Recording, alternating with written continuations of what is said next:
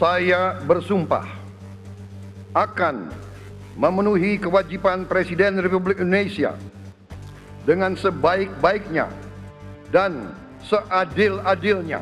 Saya bersumpah akan memenuhi kewajiban Wakil Presiden Republik Indonesia dengan sebaik-baiknya dan seadil-adilnya.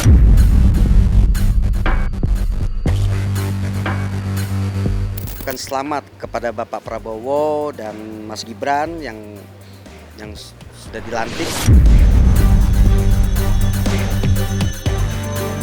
Selamat untuk Bapak Prabowo dan juga Pak Gibran, semoga selalu amanah dalam mengemban tugas negara.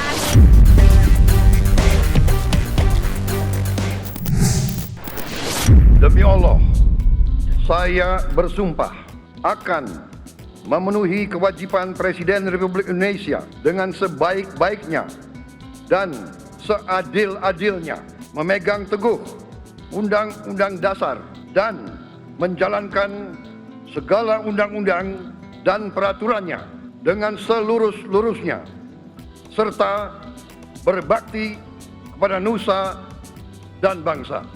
Demi Allah, saya bersumpah akan memenuhi kewajiban Wakil Presiden Republik Indonesia dengan sebaik-baiknya dan seadil-adilnya, memegang teguh Undang-Undang Dasar dan menjalankan segala undang-undang dan peraturannya dengan selurus-lurusnya, serta berbakti kepada nusa dan bangsa.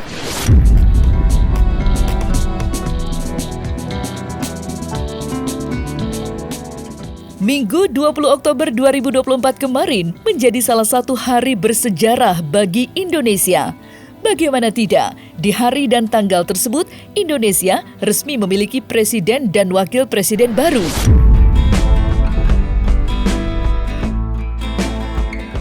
Ya, Jenderal Purnawirawan Prabowo Subianto dan Gibran Rakabuming Raka baru saja dilantik sebagai presiden dan wakil presiden untuk periode 2024 sampai 2029.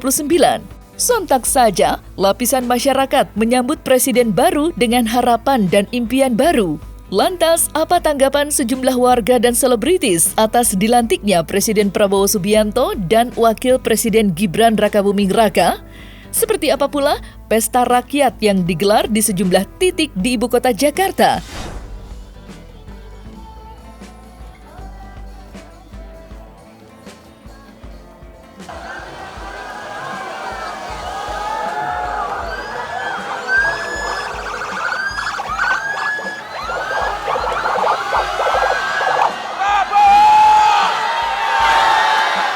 Saudara-saudara sekalian, saya telah mencanangkan bahwa Indonesia harus segera swasembada pangan.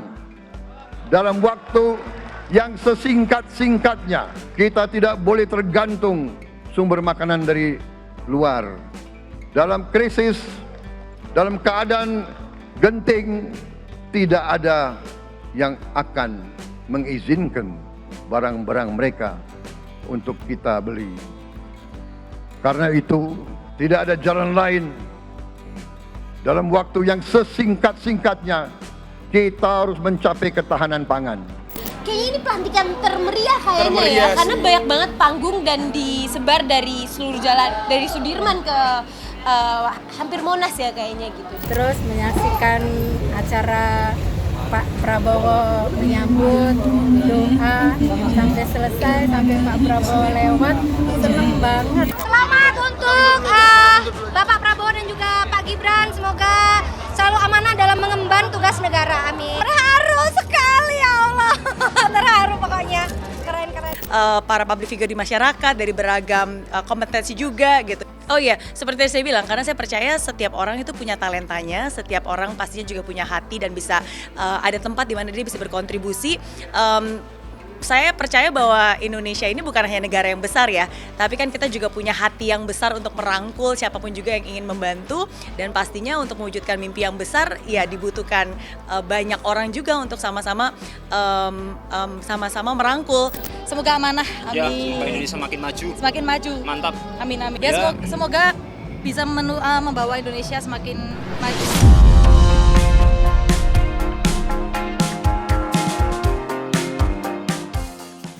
Sementara itu, putra Raja Dangdut Rhoma Irama, yakni Vicky Irama, mengaku senang atas dilantiknya Presiden Prabowo Subianto. Vicky berharap Presiden baru dapat melanjutkan pembangunan di berbagai sektor yang sudah dilakukan Presiden sebelumnya. Dan yang menarik, Vicky yang berdomisili di Depok, Jawa Barat, turut antusias dengan dilantiknya Presiden Prabowo. Lantaran rumah keduanya berada di wilayah Depok. Lantas, apa harapan Vicky kepada Presiden baru, Presiden Prabowo Subianto terkait pembangunan dan keamanan Kota Depok? Kebetulan rumah saya ini ring 1 masuknya gitu kan. Pak Prabowo kan di Sentul gitu ya. Jadi rumah saya tuh ring 1 lah gitu ya. Ya seneng lah, jadi aman gitu kan. Warga Sentul semuanya deh, semua yang namanya warga Sentul tuh sangat seneng banget lah. Wah, di dekat daerah kita nih ring 1 loh gitu kan. Jadi seneng gitu. Wah, jalan jadi bagus nih gitu kan. Itu yang dirasakan. Saya sebagai rakyat Indonesia berharap setiap pergantian presiden, setiap presiden baru itu bisa menambal presiden sebelumnya yang kekurangan-kekurangan presiden sebelumnya, gitu ya. Dan membawa lebih baik lagi dari presiden sebelumnya yang memang sudah ada program-program yang bagus. Nah, ini membawa yang lebih bagus lagi. Seterusnya seperti itulah Presiden Indonesia gitu ya. Dan tentunya saya juga sebagai rakyat Indonesia mengucapkan selamat kepada Bapak Prabowo dan Mas Gibran yang sudah dilantik ya.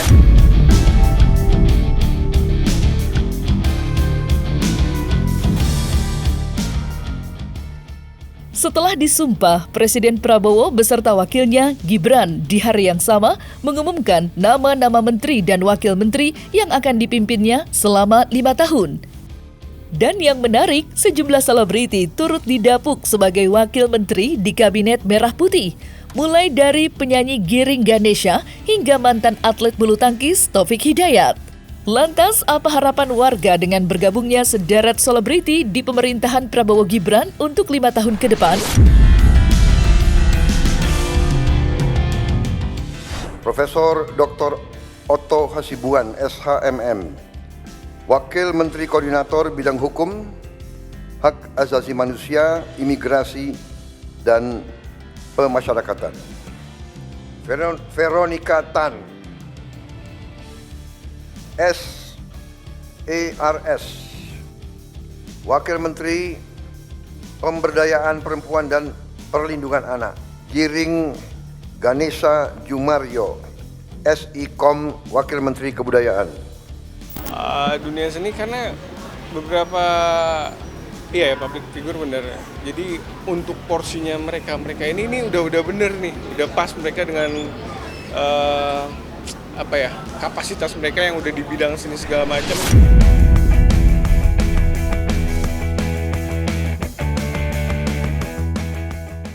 Dari sederet nama selebriti yang diberi jabatan sebagai wakil menteri, nama Raffi Ahmad dan Yovie Widianto menjadi yang paling dicari. Keduanya tidak masuk dalam jajaran Kabinet Merah Putih, baik sebagai menteri maupun wakil menteri. Padahal, Raffi Ahmad dan sejumlah selebriti lainnya tampak memenuhi undangan Prabowo di kediamannya di Hambalang sebelum pelantikan. Lantas, benarkah Raffi Ahmad mendapat tugas khusus dari Prabowo Subianto? Wah, kalau itu tunggu dari pengumumannya Pak Prabowo aja. Wah, itu biar nanti aja dari Pak Prabowo aja. Ya, kalau kita sih masih mengerjakan apa yang memang kapasitasnya kita aja. Tapi kita ya siap diminta bantu ya siap, tapi sesuai dengan kapasitas kita, apa yang bisa kita lakukan, apalagi kalau buat negara ya siap. Ya katanya kalau kayak Raffi katanya utusan khusus. Belum apakah jadi wamen atau utusan khusus presiden belum pasti nih. Raffi ngaku ke saya belum pasti apa gitu. Presiden itu punya staf khusus. Dia sendiri bingung. Aku sendiri bingung apa wamen atau utusan khusus katanya. Saya telepon dia. Ya kita mendukung karena perlu setiap pemimpin negara kan perlu orang-orang yang ahli dalam bidangnya kan. Ya kita mendukung. Kalau saya diminta oleh beliau-beliau itu agar walaupun terlalu sibuk ngurusin perkara-perkara bisnis yang banyak duitnya, karena sudah keburu mendapat hati di masyarakat, para pengais keadilan selalu datang ke saya. Mereka minta saya agar benar-benar fokus dan mereka akan bantu di tingkat pemerintahan untuk mensukseskan semua protes dari para pengais keadilan. Presiden Prabowo Subianto telah resmi menjadi Presiden ke-8 Republik Indonesia. PR dan tugas besar kini berada di pundaknya. Harapan baru akan Indonesia yang lebih baik menjadi harapan rakyat Indonesia, mulai dari hukum dan HAM, ekonomi, hingga demokrasi. Lantas, apa kata pakar psikolog melihat tantangan besar yang diemban Prabowo Subianto? Dan seperti apa pula karakter seorang Prabowo dalam memimpin bangsa ini untuk 5 tahun ke depan?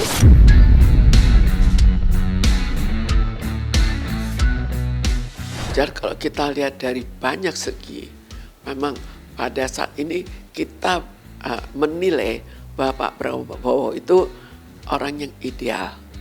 Ideal dalam arti kata bahwa kan ya cukup berani karena sekarang dalam mengatasi hal-hal ini kita harus orang yang berani. Kepandaiannya juga bisa dilihat, juga ya lebih terjamin.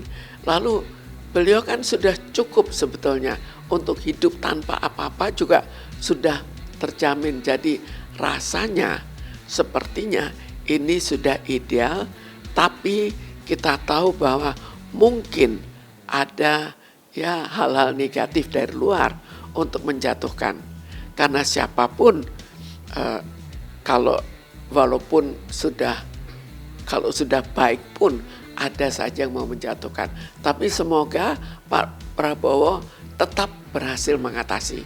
Jadi jangan sampai nanti di kemudian hari ada yang menjatuhkan Pak Prabowo sehingga akhirnya hal-hal positif yang sudah dicita-citakan menjadi luntur. Sebetulnya untuk menangani kasus hukum kan kita sebetulnya seperti setengah perang lah. Jadi siapa yang terlalu jelek itu kalau mau sangat mungkin bahwa ini bisa untuk yang jelek bisa diminggirkan. Kalau pada saat yang lalu ada seperti itu, sekarang dilakukan ancaman, dilakukan pengawasan dan betul-betul ditindak, maka secara bertahap hukum ini paling tidak akan menjadi lebih baik dari sebelumnya. Kalau sampai sekarang saya optimis bahwa ini akan berhasil. Tinggal berhasil sampai seberapa jauh, karena saya juga percaya bahwa akan ada tantangan juga. Karena kita tahu di kalangan masyarakat juga sudah sangat banyak yang tidak senang bahwa terjadi penertiban. Jelas harapannya adalah mengikuti apa saja yang negatif. Jadi bukan hanya bertahan pada masalah hukum, tapi ada hal-hal lain yang harus diatasi. Terutama kalau kita lihat kemelaratan masyarakat. Kalau ini diatasi dengan korupsi yang tidak bisa seenaknya saja seperti sekarang, maka mestinya masyarakat juga lebih enak daripada sebelum-sebelumnya. Kalau misalnya korupsi tetap berjalan, maka apa yang harus dilakukan? Pajak lagi dinaikkan. Apakah masyarakat sudah sengsara lalu pajak dinaikkan? Apakah tidak lebih sengsara? Kenapa bukan yang salah dipersalahkan? Yang tidak salah biarkan hidup. Nah, selesai sudah Cumi Lovers. Saksikan terus Cumi Camp In-Depth, kabar lengkap, mendalam, dan akurat dari narasumber terpercaya. Dan jangan lupa untuk like, subscribe, dan juga share channel YouTube Cumi Cumi.